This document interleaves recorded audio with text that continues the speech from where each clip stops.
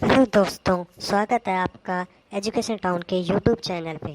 आज के इस वीडियो में हम साइकोलॉजी से संबंधित 10 महत्वपूर्ण प्रश्नों का अध्ययन करेंगे जो आपके आने वाले एग्जाम की दृष्टि से इम्पोर्टेंट हैं। तो चलिए शुरू करते हैं। आज हम अधिगम से संबंधित 10 प्रश्नों का अध्ययन करने वाले हैं। इन 10 प्रश्नों में आप अपना मूल्यांकन भी कर सकते हैं। तो देखते हैं कि इन 10 क्वेश्चनों के अंदर आप कितने क्वेश्चनों का सही जवाब देते हैं। तो पहला प्रश्न आपके सामने कि मनोविज्ञान की उत्पत्ति किस शास्त्र से हुई है। तो ऑप्शन है आपके सामने, पहला अध्यात्म शास्त्र, दूसरा जीव शास्त्र, तीसरा मानव शास्त्र और चौथा है दर्शन शास्त्र। तो इसके आंसर होंगे दर्शन शास्त्र। तो आप इनको प्यूज कर करके भी लिख सकते हो अपनी नोटबुक के अंदर। तो आगे चलते हैं।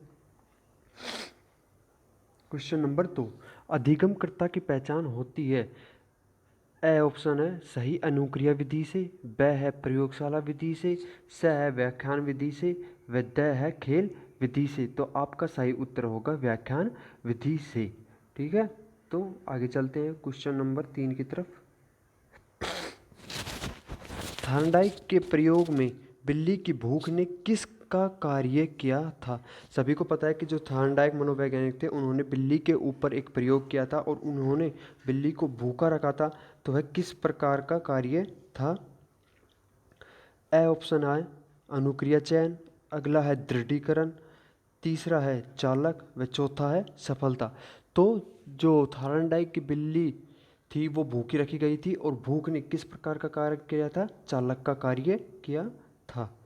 क्वेश्चन नंबर 4, स्थानांतरण के प्रकार कौन कौन से हैं। स्थानांतरण का यहाँ पे अर्थ है अधिगम के स्थानांतरण से। तो ऑप्शन ए है आपके सामने धनात्मक, ब है ऋणात्मक, स है शून्य व द है उपरोक्त सभी। तो जो स्थानांतरण है वो होते हैं तीनों प्रकार के, धनात्मक, ऋणात्मक व शून्य। अब आपको बता दूं धनात्मक ऋणात्मक धनात्मक वह स्थानांतरण होता है जो आपके पूर्व ज्ञान को आने वाले ज्ञान में बढ़ाने में मदद करता है। जैसे आप साइकिल चलाना जानते हैं तो उसी प्रकार से आप मोटरसाइकिल भी चला सकते हैं। तो आपका जो पिछला ज्ञान था, जो साइकिल चलाने का ज्ञान था, वो जो आप ज्ञान सीखने वाले मोटरसाइकिल हैं तो उसमें भी उपयोगी है। अब आता है ऋणात्मक। ऋणात्मक वह है जो बाधा उत्पन्न करता है, अर्थात आपका जो पहले का ज्ञान था वो आप प्राप्त करने वाले ज्ञान के लिए बाधा उत्पन्न करता है। जैसे आप केवल हमेशा एक ही प्रकार की मोटरसाइकिल चलाते रहते हैं लेकिन आपको दूसरे प्रकार की मोटरसाइकिल दी जाती है तो उसमें आपको बाधा उत्पन्न होती है। तो यह कैसा होगा, ऋणात्मक।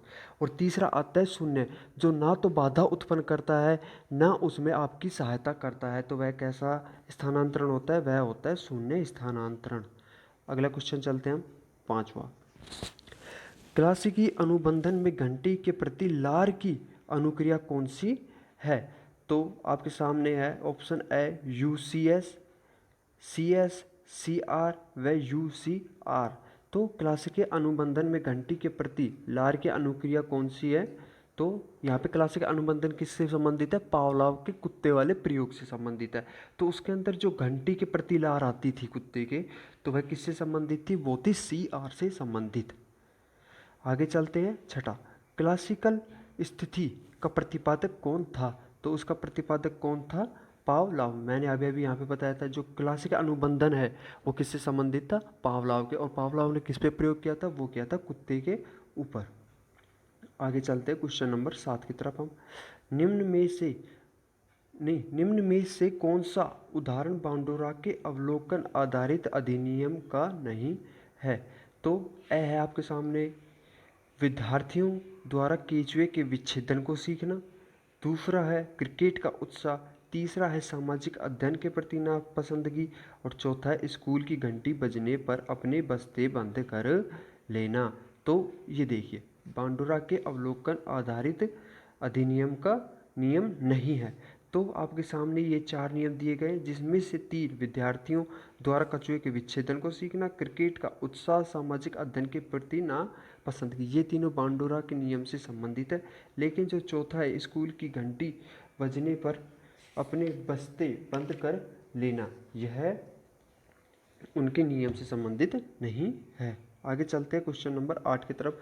निम्न में से कौन सा बाल अधिगम एवं विकास में सबसे अधिक योगदान देता है, अर्थात बालक के अधिगम और उसके विकास में।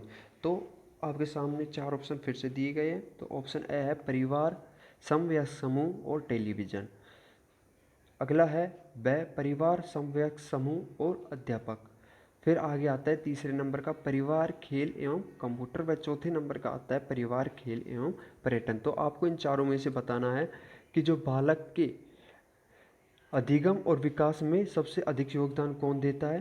तो कौन देता है इसमें, परिवार, समवयस्क समूह और अध्यापक। तो ये आपका सही उत्तर होगा ब। क्वेश्चन नंबर आगे चलते हैं 90 पे। शिक्षार्थी जो पहले सीख चुके हैं उनकी पुनरावृत्ति और प्रत्यास्पण में शिक्षार्थियों की मदद करना महत्वपूर्ण है। अर्थात जो वो पहले अध्ययन, जिन चीज़ों का वो अध्ययन पहले कर चुके हैं, तो उनको वापस से उनको दोबारा से अध्ययन करना या उनको याद करने में महत्वपूर्ण क्यों है। तो नई जानकारियों को पूर्व से जोड़ना सीखने को समृद्ध बनाता है। वह है पूर्व पाठों को दोहराने का यह एक प्रभावी तरीका है। स है यह विद्यार्थियों की स्मृति को बढ़ावा देता है जिससे सीखना सुदृढ़ होता है।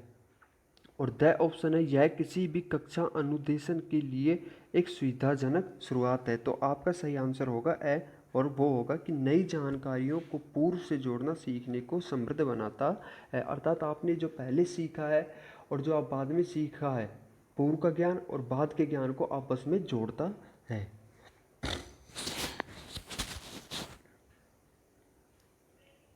Question number 10। अधिगम से संबंधित किसी विद्यार्थी की समस्याओं का सबसे अच्छा उपचार क्या है।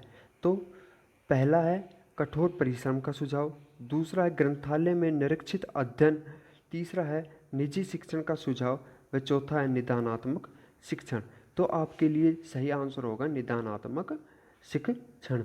तो ऐसे ही हम अधिगम से संबंधित 10-10 क्वेश्चनों की एक सीरीज लाते रहेंगे जिसमें आपके पूरा अधिगम टॉपिक को कवर कराया जाएगा और जो आने वाले एग्जाम की दृष्टि से भी बहुत महत्वपूर्ण है।